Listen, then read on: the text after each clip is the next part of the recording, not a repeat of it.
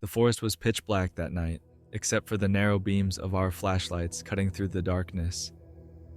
We'd been searching for hours, our breaths visible in the chilly air. A young woman had gone missing from her hiking group, and the dogs had finally picked up her scent. When we found her, she was curled up under a huge, rotted log. Her shoes and pack were gone, and she was visibly shaking.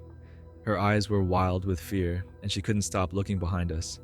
We tried to comfort her and get her moving, but she kept muttering about that big man with black eyes following us.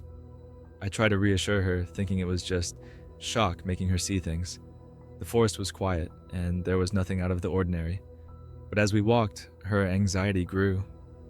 She started pleading with us. "Tell him to stop making faces at me."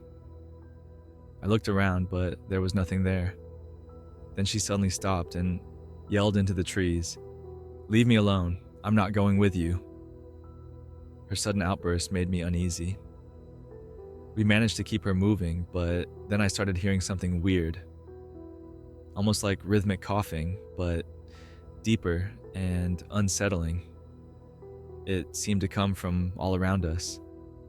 When we were finally close to base ops, the woman looked at me with eyes wide as if she had seen something horrifying. She touched my shoulder and said in a shaky voice, "He says to tell you to hurry up. He doesn't like looking at the scar on your neck."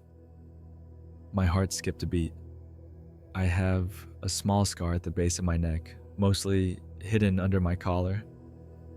There was no way she should have seen it in the dark. As soon as she said that, the weird coughing noise was right next to my ear. I almost jumped out of my skin. I hurried her to base ops as quickly as I could, trying not to show how scared I was. Once we were back in the light and with people around, I was finally able to relax. The woman was taken care of, and I left as soon as I could. But even now, whenever I'm in a quiet place at night, I can't help but think about what really followed us out of those dark woods.